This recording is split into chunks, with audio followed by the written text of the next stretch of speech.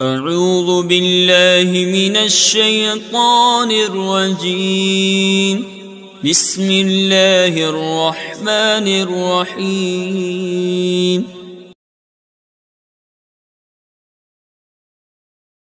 عزیز طلبہ، السلام علیکم ورحمۃ اللہ وبرکاتہ۔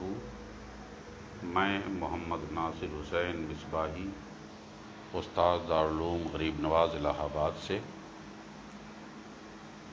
جماعت رابعہ کے تمام طلبہ سے مخاطب ہوں۔ آج 13 جولائی 2020 کی تاریخ میں آپ لوگوں کے نصاب کی کتاب شرح بقایا کے نئے سبق کا آغاز کرنے جا رہا ہوں۔ پوری مستعدی اور لگن کے ساتھ آپ لوگ اپنی کتاب کی عبارت خوانی کریں، ترجمہ مطالب ما لہو اور ما علیہ کو بغور سماعت کریں، تکرار کریں اور تکرار کے بعد اپنے اسباق کا اعادہ کرتے رہیں۔ ابھی تک آپ نے بیدار ہونے والے کے لیے وضو کی سنت یہ ہے کہ اپنے دونوں ہاتھوں کو گٹوں سمیت دھلے 3 بار۔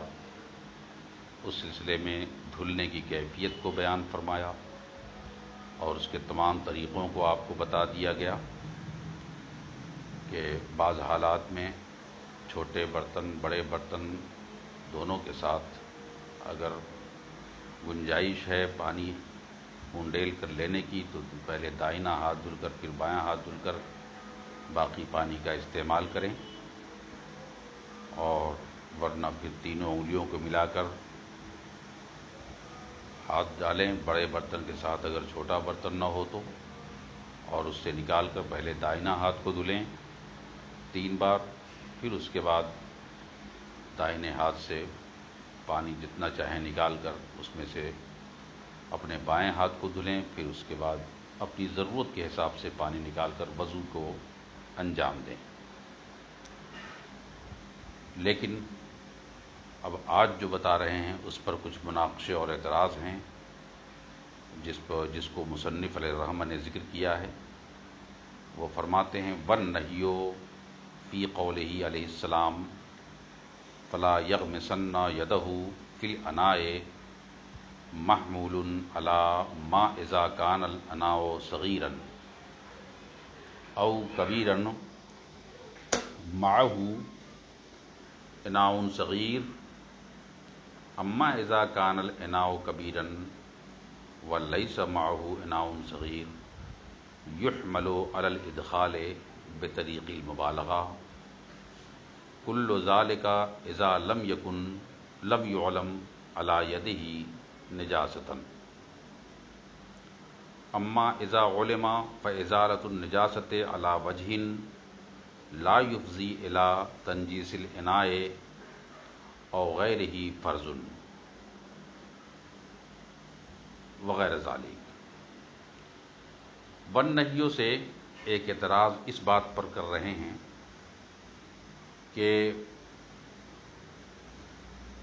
اللہ کے رسول صلی اللہ علیہ وسلم، یہ دراصل ایک اعتراض کا جواب ہے۔ اعتراض یہ ہے کہ اللہ کے رسول صلی اللہ علیہ وسلم نے ہاتھ دونوں دھلنے سے پہلے کسی برتن میں ڈالنے سے منع فرمایا ہے۔ لَن يَغْمِسَنَّ، ہرگز ہرگز اپنے ہاتھ کو کسی برتن میں دھلنے سے پہلے مت ڈالو۔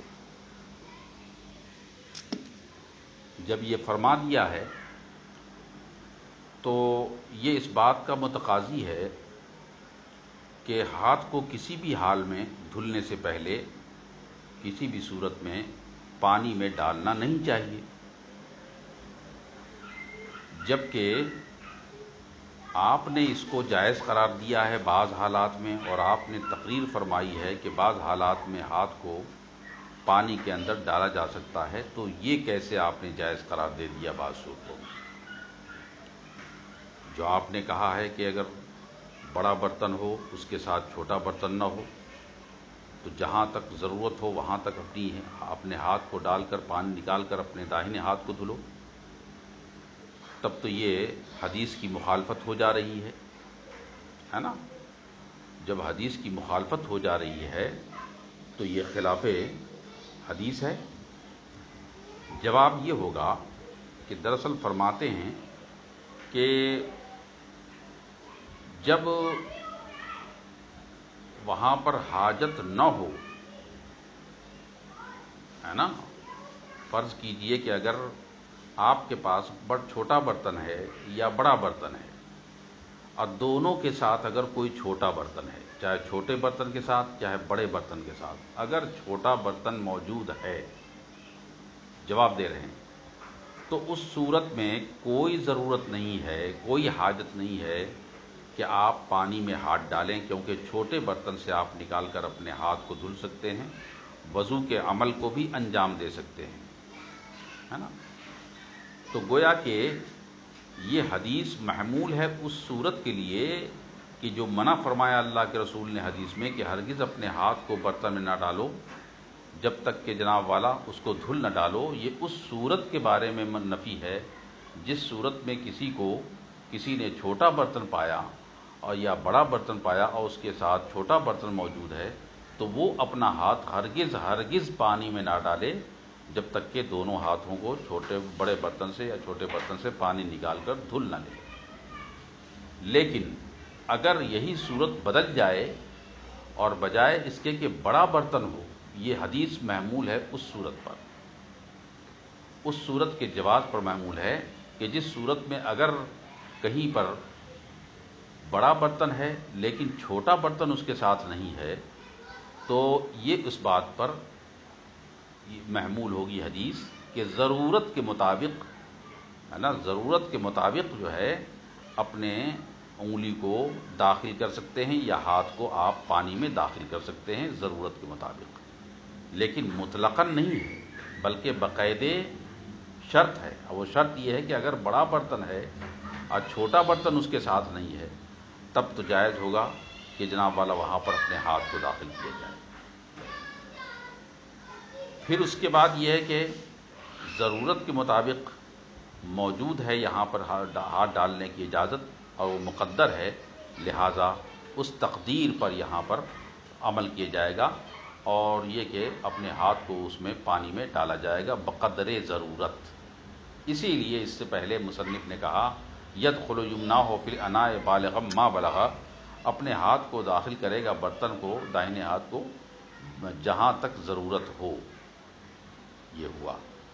تو اب اس اعتراض کا جواب دیتے ہوئے فرماتے ہیں والنہی، رہی بات آپ کے اعتراض اور اللہ کے رسول کے منع فرمانے کی، جو اپنے ہاتھ کو اپنے دھلنے سے پہلے برتن میں ڈالنے سے منع فرمایا ہے، کہتے ہیں اس حدیث کے بارے میں والنہی فی قولہ علیہ السلام، اور جو منع کیا گیا ہے اللہ کے رسول صلی اللہ علیہ وسلم کے قول میں فلا یغمسن یدہ، کہ ہرگز نہ ڈالے اپنے ہاتھ کو، ہے نا، اپنے ہاتھ کو برتن میں، محمول، یہ محمول ہے علی ما اذا کان الاناء صغیرا، یہ اس صورت پر محمول ہے جبکہ برتن چھوٹا ہو او کبیرن، یا بڑا ہو، ومعہ اناء صغیر، اور اس کے ساتھ چھوٹا برتن بھی موجود ہے۔ لیکن اما اذا کان الاناء کبیرن، لیکن جب برتن بڑا ہو تو کہتے ہیں ولیس معہ اناء صغیر، اور اس کے ساتھ کوئی چھوٹا برتن نہ موجود ہو جس سے پانی آپ نکال سکیں، تو یحمل علی الادخال، تو اس حدیث کی بنیاد پر اس نہی کو محمول کیا جائے گا اس بات پر کہ داخل کر اپنے ہاتھ کو اس میں بطریق مبالغہ، بطریق ضرورت اور قدر حاجت کے مطابق اپنے ہاتھ کو اس میں داخل کرنے کے جواز پر ثبوت مانا جائے گا۔ اسی لیے کہا فلا یغمسن سے آپ یہ مغالطہ نہ پیدا فرمائیں۔ پھر اس کے بعد یہ کہ یہ اشارہ ہے کہ جواز ثابت ہے ہاتھ کو حدیث میں اس میں پانی میں داخل کرنے کا، کیونکہ اس حدیث میں یہ ذکر ہے فَإِنَّ أَحَدَكُمْ لَا يَدْرِي أَيْنَ بَاتَتْ يَدَاهُ، کیونکہ وہ نہیں جانتا کہ کوئی بھی نہیں جانتا، تم میں کا کوئی نہیں جانتا کہ اس کے ہاتھ نے رات کہاں گزاری ہے۔ یہ اس بات کے جواز کا حکم تنزیہی موجود ہے کہ وقت ضرورت تھوڑا سا ہاتھ اس میں داخل کر کے احتیاط کے ساتھ نکال کر ہاتھ کو دھلا جا سکتا ہے۔ تو بات یہاں تک ختم ہو گئی۔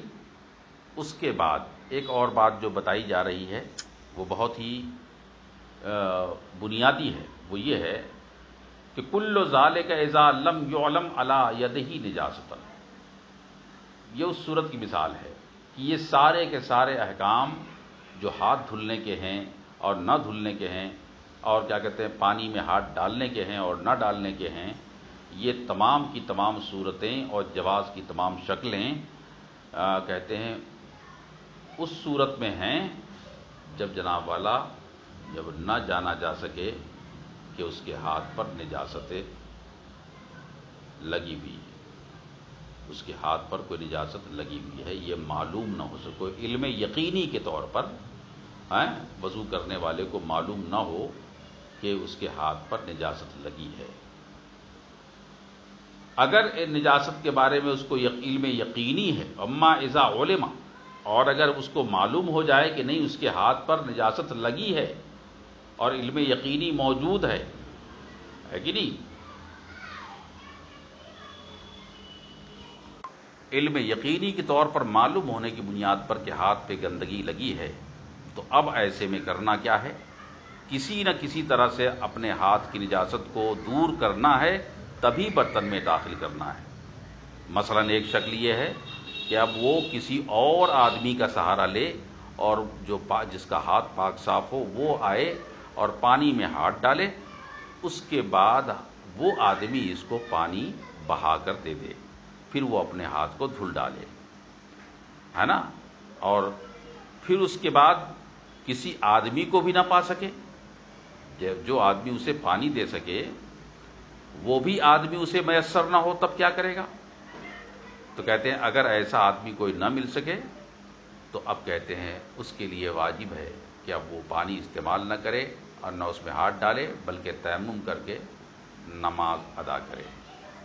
اب دیکھیے ایک اور بھی شکل ہے کہ میں نے کہا تھا کہ اگر کوئی چارہ نہیں مل رہا ہے کہ آپ جو ہے پانی کا استعمال کر سکیں یا ہاتھ اس میں ڈال کر پانی نکال سکیں، آپ کے ہاتھ پر نجاست لگی ہوئی ہے، تو میں نے کل بھی آپ سے بتایا تھا ایک اور شکل ہے کہ جب دیکھیے کہ کوئی چارہ نہیں بڑے برتن سے پانی نکالنے کا، تو ایک پاک صاف کپڑا لیجئے اور اس کپڑے کو اس پانی میں ڈبوئیے، اور ڈبو کر اس کے سہارے سے آپ تھوڑا پانی نکالیے، دائیں ہاتھ کو دھلیے، پھر جب 3 بار داہنا ہاتھ دھل جائے تو اس کے بعد پھر بایاں ہاتھ دھلیے، پھر بایاں ہاتھ دھل کر کے اب جتنا پانی آپ کو لینا ہو، جتنا بھی پانی آپ کو لینا ہو اتنا پانی لے کر اس کا استعمال کیجئے۔ یہ ایک اور بھی شکل ہے جس کی بنیاد پر آپ پانی کا استعمال کر سکتے ہیں۔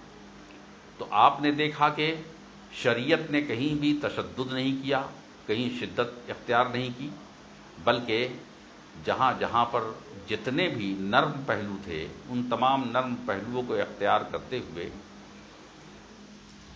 مکلفین کو یا تو برتن میں ہاتھ ڈالنے کا حکم دیا ہے، پھر وضو کرنے کا حکم دیا ہے، یا پھر منع کیا ہے، اور پھر اس کا وکلپ اور اس کا نعم البدل بھی اس کو بتا دیا ہے کہ نعم البدل کی بنیاد پر وہ چاہے تو اپنے وضو کو ادا کر سکتا ہے۔ بہرحال آج کا سبق اتنا ہی ہے، آپ لوگ اس کی تکرار کر لیں، اور اس کے بعد پھر انشاءاللہ آنے والے کل میں نئے سبق کا آغاز کیا جائے گا، اور یہاں تک تقریباً صفحہ نمبر 63 تک آپ 63 تک آ چکے ہیں۔ انشاءاللہ آگے بڑھتا ہی جائے گا، مستعدی کے ساتھ اس کا مطالعہ کریں، پڑھتے رہیں، سماعت کریں۔ عزیز طلبہ، السلام علیکم ورحمۃ اللہ وبرکاتہ۔ میں محمد ناصر حسین مصباحی، استاد دارالعلوم غریب نواز الہ آباد سے جماعت رابعہ کے تمام طلبہ سے مخاطب ہوں۔ آج 14 جولائی 2020 کی تاریخ میں آپ کے نصاب کی کتاب شرح وقائع کے نئے سبق کا آغاز کرنے جا رہا ہوں۔ اس سے پہلے آپ نے پڑھا ہے وہ مجھے یقین ہے کہ آپ لوگوں نے ان سب کا اعادہ کر لیا ہوگا اور تکرار بھی کی ہوگی، اور آج یہ بھروسہ ہے کہ آج ترجمے، مطالب اور سبق کے تمام مالہ معالے کو بغور سماعت کریں گے، کتابیں لے کر بیٹھیں گے، عبارت خوانی کریں گے۔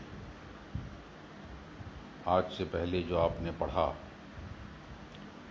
کہ سونے سے بیدار ہونے والے کے لیے وضو میں سنت یہ ہے کہ اپنے ہاتھ کو برتن میں داخل کرنے سے پہلے دونوں ہاتھوں کو گٹوں سمیت دھلنا، یہ سنت مؤکدہ ہے۔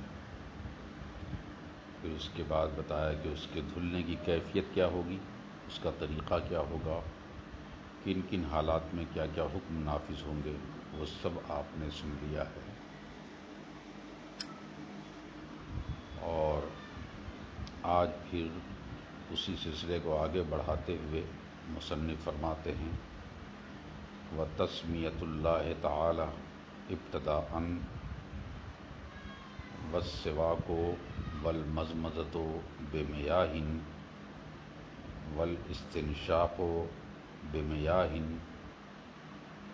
وَإِنَّمَا قَالَ بِمِيَاهٍ وَلَمْ يَقُلْ ثَلَاثًا لِيَدُلَّ عَلَىٰ أَنَّ الْمَسْنُونَ التَّثْلِيثُ بِمِيَاهٍ جَدِيدَةٍ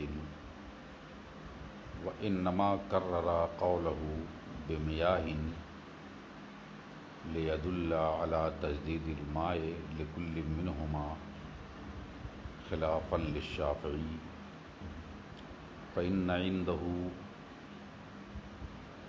فَإِنَّ الْمَسْنُونَ عِنْدَهُ أَنْ يُمَضْمِضَ وَيَسْتَنْشِقَ بِغَرْفَةٍ وَاحِدَةٍ ثُمَّ هَكَذَا ثُمَّ هَكَذَا وَتَخْلِيلُ اللَّحِيَّةِ أَوْ كَمَا قَالَ۔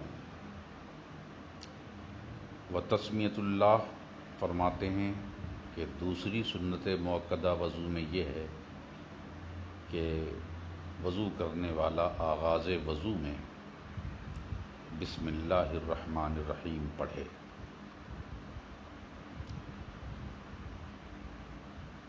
اب ایک بات یہ بھی ہے کہ آیا آغاز وضو میں بسم اللہ الرحمن الرحیم پڑھے یا ہر عضو کے دھلنے سے پہلے بسم اللہ الرحمن الرحیم پڑھے؟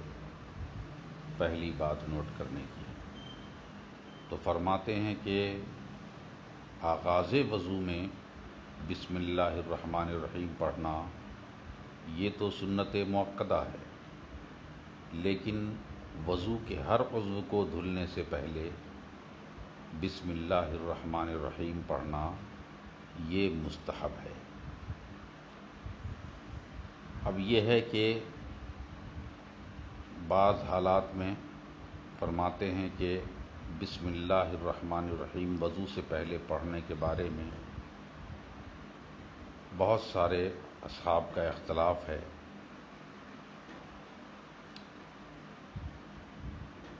مثلاً بعض لوگوں نے کہا بسم اللہ الرحمن الرحیم شروع میں پڑھنا وضو سے پہلے یہ مستحب ہے۔ اس کے بعد لوگوں نے فرمایا کہ یہ جو استحباب اور مستحب ہونے کا حکم لگایا گیا ہے یہ دراصل قول ضعیف ہے، اگرچہ صاحب ہدایہ وغیرہ نے اس قول کی تصدیق اور تائید فرمائی ہے کہ مستحب ہے، لیکن یہ قول ضعیف ہے کہ وضو سے پہلے بسم اللہ الرحمن الرحیم پڑھا جائے۔ ایک تو قول یہ ہو گیا کہ بسم اللہ الرحمن الرحیم وضو سے پہلے پڑھنا مستحب ہے، اور دوسرا قول ہے سنت کہ یہ وضو سے پہلے بسم اللہ الرحمن الرحیم پڑھنا یہ سنت مؤکدہ ہے۔ اب یہ کن کا مسلک ہے؟ فرماتے ہیں اکثر مشائخ، اکثر حنفی حضرات کا یہ مسلک ہے کہ یہ سنت مؤکدہ ہے۔ اختلاف میں تیسرا قول، 3 قول ہیں۔ ایک قول یہ بھی ہے کہ بسم اللہ الرحمن الرحیم آغاز وضو میں پڑھنا مستحب نہیں، سنت نہیں، بلکہ واجب ہے۔ فتح القدیر وغیرہ میں یہی لکھا ہوا ہے۔ اصول سے جو کتابیں ہیں ان سے جو نقل کی گئی ہیں وہ بھی اسی میں ہیں۔ اصل میں ان کی دلیل یہ ہے کہ ایک حدیث آئی ہے کہ لا وضوء لمن لا یذکر اسم اللہ تعالی، اس آدمی کا وضو ہو ہی نہیں سکتا جس میں اللہ تعالیٰ کا نام نہ لیا جائے، وغیرہ وغیرہ، یا بسم اللہ العظیم یا بسم اللہ الرحمن الرحیم نہ پڑھا جائے۔ تو دراصل یہ اسی حدیث سے لیتے ہیں، لا وضوء لمن لا یذکر اسم اللہ تعالی علیہ۔ تو یہ فتح القدیر وغیرہ میں روایت ہے کہ یہ واجب بھی ہے، لیکن اکثر مشائخ اس بات پر ہیں کہ بسم اللہ الرحمن الرحیم پڑھنا وضو کے آغاز میں یہ سنت مؤکدہ ہے۔ اسی لیے فرمایا بتسمیۃ اللہ تعالی ابتداءً، اور شروع میں اللہ تعالیٰ کا نام لینا آغاز وضو میں، یہ بسم اللہ الرحمن الرحیم پڑھنا سنت مؤکدہ ہے۔ والسواک، اور مسواک کرنا بھی سنت مؤکدہ ہے۔ مسواک کرنا بھی سنت مؤکدہ ہے۔ اصل میں استاک یستاکو ہے نا، تو اس سے آیا ہے، بنا ہے، جس کے معنی آتے ہیں کوئی لکڑی یا عود وغیرہ سے اپنے دانت پر ملنا، السواک، دانت پر ملنا۔ تو یہ السواک مصدر بھی ہے، جیسا کہ لغت وغیرہ میں مذکور ہے۔ سنت جو ہے اس کا استعمال کرنا ہے، خود مسواک سنت نہیں ہے، اس لیے استیاک کہا گیا، السواک کہا گیا کہ ملنا سنت ہے۔ حدیث قولی بھی اس کے اندر ہے، اور اللہ کے رسول کی فعلی بھی ہے کہ اللہ کے رسول نے حکم دیا ہے، رغبت دلائی ہے کہ مسواک کیا کریں، یہاں تک کہ اللہ کے رسول نے یہ بھی فرما دیا تھا کہ اگر میری امت پہ شاق اور پریشان کن نہ ہوتا تو میں ہر نماز کے وقت، ہر وضو کے وقت اس پر فرض کر دیتا مسواک کرنا۔ غرض کہ حدیث قولی بھی ہے، حدیث فعلی بھی ہے، جو صحاح ستہ وغیرہ کے اندر مذکور ہے، اور ہدایہ سے آیا سب کے اندر مذکور ہے۔ تو یہ مسواک کرنا بھی سنت ہے ہر وضو کے وقت۔ اب یہ مسواک کیسے کیا جائے؟ آیا لمبائی میں کیا جائے یا چوڑائی میں کیا جائے؟ اس بات کو بھی سمجھنا ضروری ہے۔ تو مستحب اور بہتر یہ ہے کہ چوڑائی میں کیا جائے مسواک، لمبائی میں نہ کیا جائے۔ لیکن ایک قول ضعیف یہ بھی ہے کہ لمبائی میں کیا جائے، چوڑائی میں نہ کیا جائے۔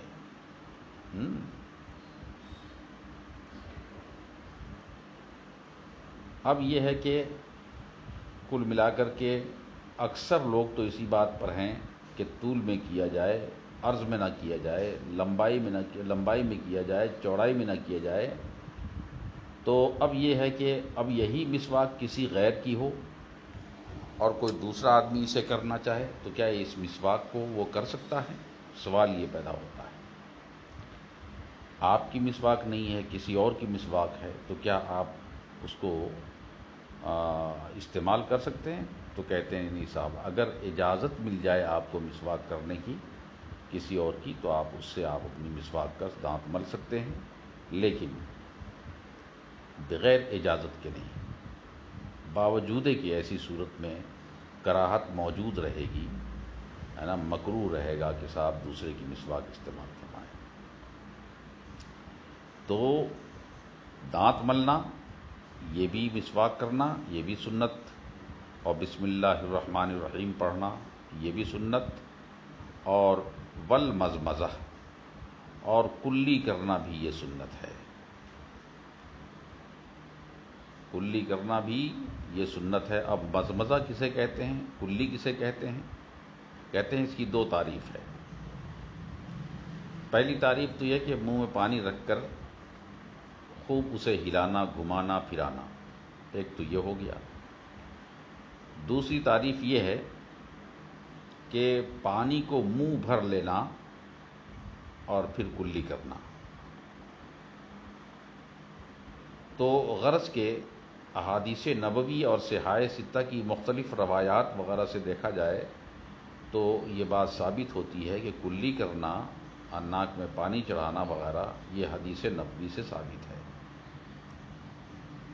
تو ہو گئی تین چیزیں، بے میاہی، پانی سے، ہے نا، بے میاہ۔ اب آپ دیکھیے کہ انہوں نے کہا کہ کلی کرنا تین پانی سے، پانی ماں کی جمع ہے۔ پہلی بات تو یہ کہ ماں کا استعمال میاہ کیوں کیا، اس کا مقصد کیا ہے؟ تو کہتے ہیں میاہ جمع کا صیغہ ہے، تو یہاں تین بار کہہ دیا ہوتا، تین بار کلی کرنا، لیکن تین بار نہ فرمایا بلکہ کیا کہا، بے میاہین کہا۔ تو دیکھیے ایسا ہے، اگر وہ تین بار کہا ہوتا والمزمزۃ ثلاثن، تین بار کلی کرنا، تو اس سے یہ ثابت نہیں ہوتا کہ تین بار نئے نئے پانی سے کلی کرنا ہے۔ آدمی چاہتا تو اسی ایک چلی سے تین بار کلی کر لیتا، پچ پچ پچ پچ کر کے۔ اس لیے مصنف یہ فرمانا چاہتے ہیں جناب ایسے پچ پچانے سے کام نہیں چلے گا، بلکہ ہر بار نیا پانی لے کر کے تب کلی کرنا ہے آپ کو۔ اسی لیے بے میاہین کہا، اس بات کا اشارہ کرنے کے لیے کہ تین پانی نئے نئے لینا ہے، کیونکہ میاہ جمع ہے اور جمع کا اطلاق کم سے کم تین پر ہوتا ہے۔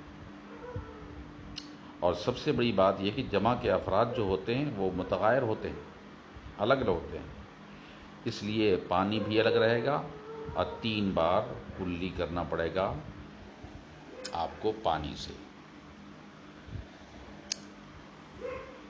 اب یہاں تک یہ بات ثابت ہوگی۔ والاستنشاق، اور ناک میں پانی چڑھانا، کلی کرنا، ناک میں پانی چڑھانا۔ بے میاہن، یہاں پر بھی بے میاہن جمع کا صیغہ استعمال کیا ہے۔ تو اب یہ ہے کہ یہاں پر بھی جو کہا ہے ناک میں پانی لینا ہے، وہ بھی تین بار لینا ہے۔ تو ایسا نہیں کہ ایک ہی بار پانی چلو میں بھر لیے جائے اور اس سے ناک میں پچ پچ کر کے جو ہے تین بار پانی ڈال لیے جائے، ایسا نہیں۔ تبھی مصنف نے فرمایا سلاسن نہ کہا بلکہ بے میاہ کہا، یعنی ہر بار تینوں بار نیا نیا پانی لے کر کے وضو کیا جائے، ناک میں پانی چڑھایا جائے گا۔ آج کا سبق یہیں پہ رک جاتا ہے، آئندہ کل انشاءاللہ پھر نئے سبق کا آغاز کریں گے۔ عزیز طلبہ، السلام علیکم ورحمۃ اللہ وبرکاتہ۔ میں محمد ناصر حسین مصباحی، استاد دارالعلوم غریب نواز الہ آباد سے جماعت رابعہ کے تمام طلباء سے مخاطب ہوں۔ آج 15 جولائی 2020 کی تاریخ میں اور اتوار کا دن ہے۔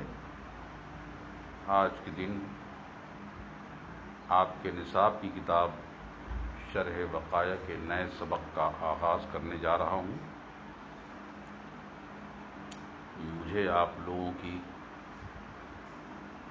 ذمہ داری اور اس کی حیثیت سے یہ یقین ہے، بھروسہ ہے کہ آپ لوگ مستعد ہوں گے، عبارت پڑھیں گے، ترجمہ مطالب ما لہ ما علیہ کو سماعت کریں گے، سبق کی تکرار کریں گے۔ مزید یہ کہ اپنے اسباق کا اعادہ بھی کرتے رہیں گے۔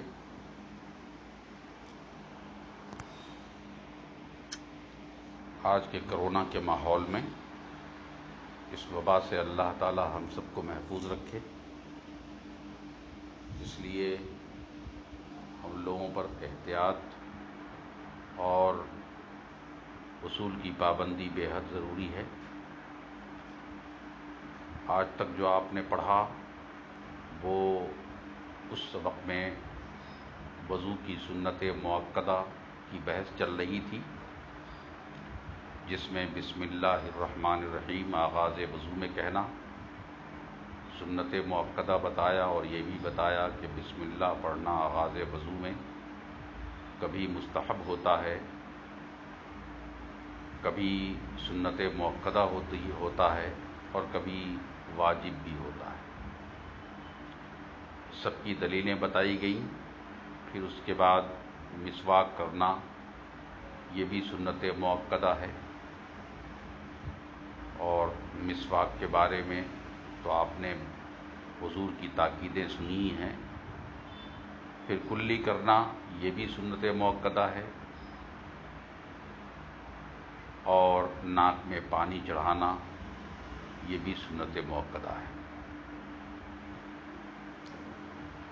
لیکن ان سب میں جو بات کہی گئی، مزمزہ کے ساتھ بھی بے میاہین کا ذکر ہوا، اور استنشاق یعنی ناک میں پانی لینے کے ساتھ بھی بے میاہین کا ذکر ہوا۔ بظاہر آپ کو لگ رہا ہوگا کہ بے میاہین پر دو طرح کا اعتراض ہے، جس کی جانب کل مختصر اشارہ ہوا تھا۔ پہلا اعتراض یہ تھا کہ والسواک والمضمضۃ، ناک میں مسواک کرنا اور کلی کرنا سلاسن یا سلاستن کے بارے میں نہیں ذکر کیا، بلکہ بے میاہین کیوں کہا؟ پانیوں سے کہا، ماں کی جمع بے میاہ ہے، تو والسواک والمضمضۃ سلاسن 3 بار کلی کرنا یہ کہہ دیا ہوتا، لیکن یہ نہ کہہ کر کے بے میاہین کیوں کہا ہے مصنف نے؟ تو فرماتے ہیں میاہین یہ واحد ماں کی جمع ہے، اور جمع کا اطلاق کم سے کم 3 پر ہوتا ہے، لہذا 3 کا معنی ویسے ہی پایا گیا۔ اور دوسری وجہ میاہین لانے کی یہ ہے کہ ہم نے میاہین کا ہی ذکر کیوں کیا؟ وہ اس لیے کیا کیونکہ 3 پانی الگ الگ چاہیے، یعنی مائع جدید چاہیے، ہے کہ نہیں؟ مائع جدید چاہیے کہ ہر تینوں بار جو ہے کلی کرنے کے لیے نیا پانی چلو میں لیا جائے، اس سے کلی کی جائے، نہ کہ ایک ہی چلو سے لے کر کے آپ 3 بار پچ کر ڈالیں۔ یہ بات ذہن میں رہے کہ کہیں کوئی یہ نہ سمجھ لے کہ جناب میاہین کیا کہتے ہیں کہ سلاسن تو کہہ دیا ہے، لہذا ایک چلو سے 3 بار کلی کر لو، کام ہو جائے گا۔ ایسا نہیں ہو سکتا ہے۔ کہتے ہیں کہ ہر 3 بار بمائن جدید، ایک نئے پانی کی ضرورت ہے آپ کو، جس سے کہ آپ کلی کریں گے 3 بار۔ پھر اس کے بعد دوسرا اعتراض یہ واقع ہوتا ہے کہ مزمزہ اور استنشاق، ناک میں پانی چڑھانا یا کلی کرنا جب بیان کیا کہ سنت ہے، تو پھر مزمزہ کے ساتھ جب بے میاہین کا ذکر ہو چکا ہے تو اسی پر عطف کر دیا ہوتا استنشاق کو بھی، اور یہ کہا ہوتا کہ 3 بار کلی کرنا اور 3 بار ناک میں پانی چڑھانا یہ سنت ہے۔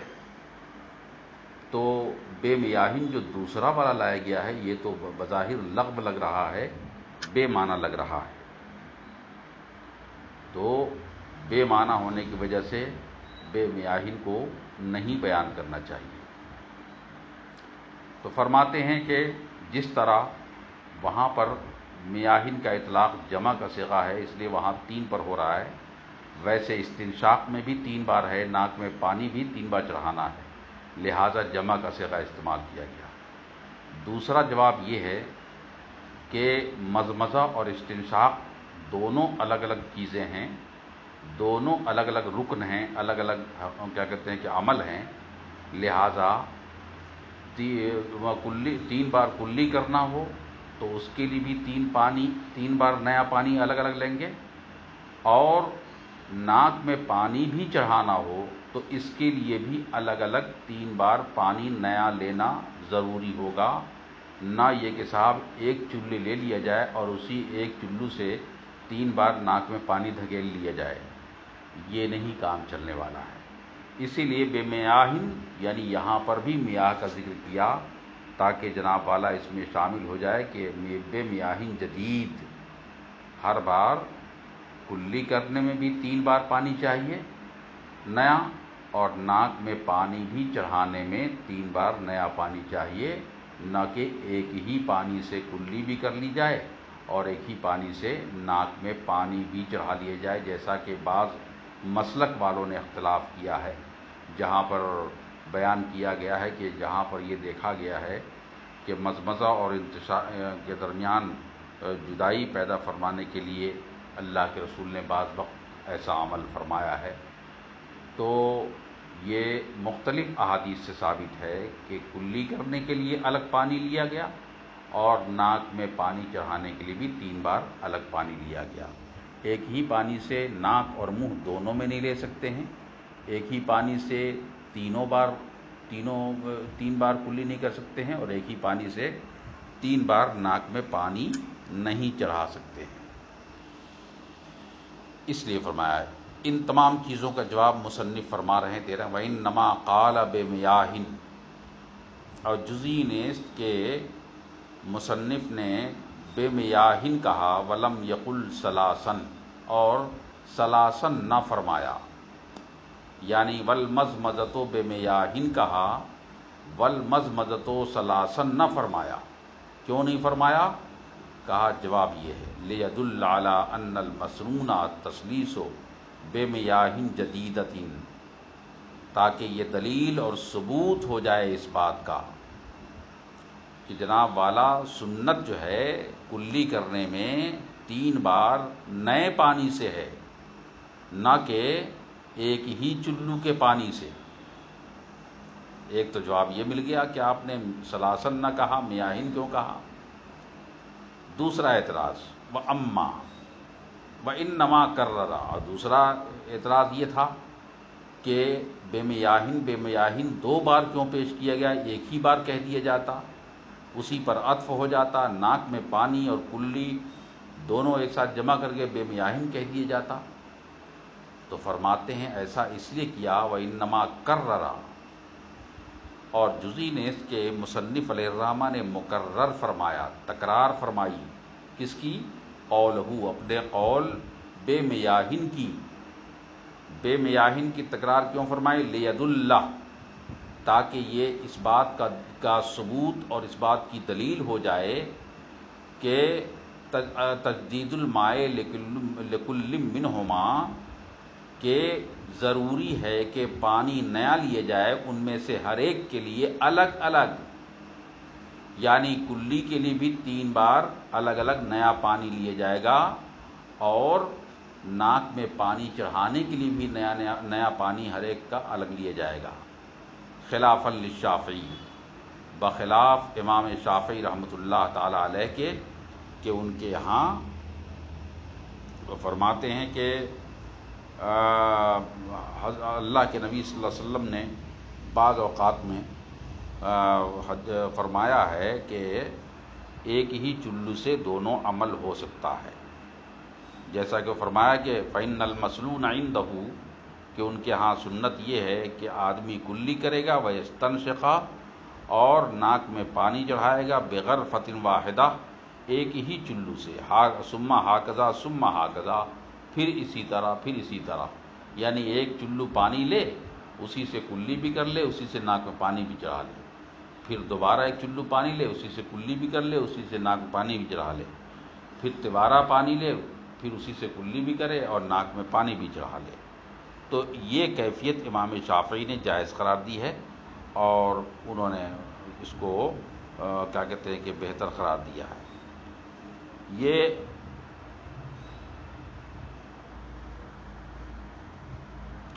ہمارے ہاں جائز ہے اور امام شافعی کے ہاں فصل بھی جائز ہے اور وصل بھی جائز ہے. دونوں کو ملا کر بھی کلی اور ناک میں پانی چڑھا کر سکتے ہیں اور دونوں کو الگ الگ بھی کر سکتے ہیں. امام شافعی کا یہ کہنا ہے. تو یہاں تک یہ بات ہو گئی کہ ناک میں پانی چڑھانا ہو یا کلی کرنا ہو. ہمارے ہاں سنت یہ ہے کہ ہم دونوں کے لیے 3 بار الگ الگ نیا پانی لیں گے. امام شافعی کے ہاں دونوں جائز ہے، کبھی فصل بھی اور کبھی وصل بھی. یعنی کبھی آپ چاہیں تو ایک چلو سے دونوں کام لے سکتے ہیں اور چاہیں تو آپ دونوں کے لیے الگ الگ پانی بھی لے سکتے ہیں. پھر اس کے بعد و تخلیل اللحیہ، داڑھی کا مسح کرنا. اب داڑھی کے مسح میں یہ بھی ایک سنت ہے. والاصابع، اور انگلیوں کا مسح کرنا. داڑھی کا مسح کرنا، انگلیوں کا مسح کرنا. داڑھی کے مسح کرنے میں آپ جانتے ہیں کہ اس کا مسح کرنے کا طریقہ یہ ہے کہ مستحب یہ ہے کہ داہنے ہاتھ سے خلال کیا جائے داڑھی کا، اور اس کی کیفیت یہ ہونی چاہیے کہ اپنے ہاتھ کو بالوں کے درمیان ٹھڈی کے نیچے سے آپ جو ہے اس طرح سے انگلیوں کو داخل کریں کہ آپ کے ہاتھ کی ہتھیلی جو ہے باہر رہے اور آپ کی انگلیاں جو ہے نا، انگلیاں آپ کے داڑھی کی جڑوں کو تر کریں. اور اس میں مستحب یہ ہے کہ آپ کرنے کو تو بائیں ہاتھ سے بھی مستحب کیا کہتے ہیں کہ آپ کیا کہتے ہیں کہ داڑھی کا خلال کر سکتے ہیں، لیکن افضل اور بہتر اور مستحب یہ ہے کہ داہنے ہاتھ سے ہی مسح کیا کہتے ہیں کہ خلال کیا جائے. داہنے ہاتھ کی انگلیوں کو آپ داڑھی کی جڑوں میں لے جائیں، داڑھی کے بال کی جڑوں میں لے جائیں اور درمیانی تمام جگہوں کو آپ خلال کر ڈالیں. یہ مستحب طریقہ ہے. اس کے بعد فرماتے ہیں کہ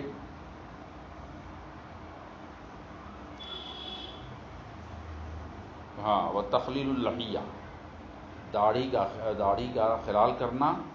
والاصابع، اور انگلیوں کا خلال کرنا.